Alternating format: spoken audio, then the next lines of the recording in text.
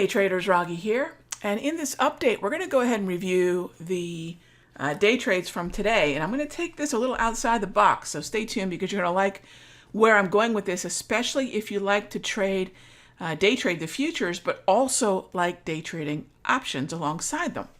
All right, so first of all, we went over this in a previous update, which was sort of step number one, if you will. What is the VWAP directional bias? And it was easily and clearly bullish on the Dow.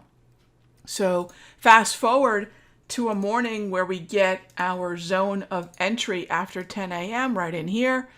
Nice little trade for us in terms of heading to that 35,000 initial test of that major psychological level. We know that major psychological levels and new highs have not been easy one and done type breaks like they were pretty much all through 2020. And I'll tell you what, gang, there's a mantra that I've been repeating in the futures room and in the Sector Secrets Mastery, and that is forget about 2020. If I'm going to talk to you all about trades that I'm taking and results that I'm getting, I am not going to talk about what's going on, what went on in 2020. We're going to talk about 2021, all right? Because it is a very, very different market, and this isn't the parabolic uptrend of last year. So how are we tackling this particular year? Using those VWAPs and waiting for opportunities to take advantage of, for example, this breach retreat. Okay, so that's great. But what else can we do? Because the NASDAQ doesn't really have a great directional bias. It's trading below both those key volume weighted average prices on the daily time frame. The S&P is pretty darn good. And the S&P's been on the daily time frame sitting above those key levels. But we know that if the NASDAQ is weak, it's going to take the S&P with it. And the Dow and the NAS pretty much put on a tug of war for the direction of the S&P. So that can be tricky.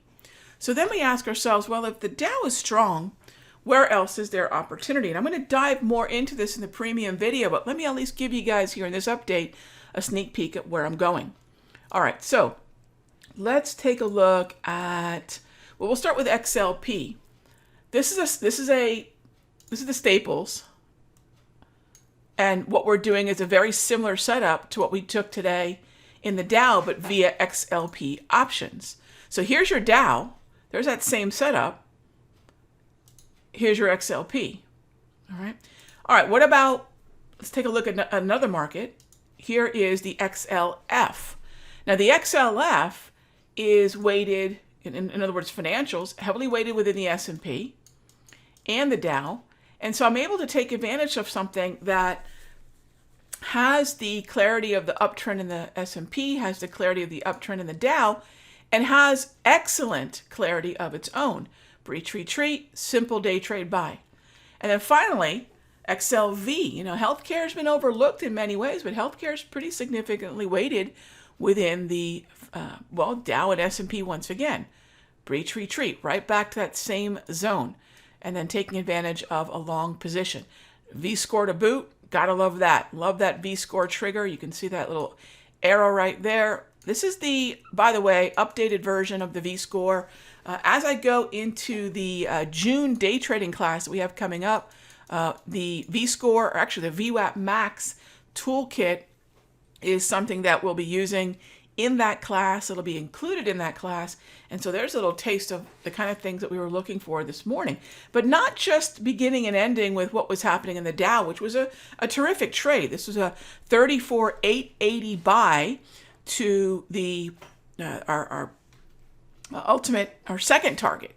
Ended up being up to 35,000. In fact, we stepped out just in front of 35,000, stepped out in front of size 34,995. So that could be traded with the Dow options, the Dow futures, the micro Dow as well. But then we have these other trades that are basically, as we say, riding shotgun with that strength, taking advantage of the clarity in certain pockets of the market.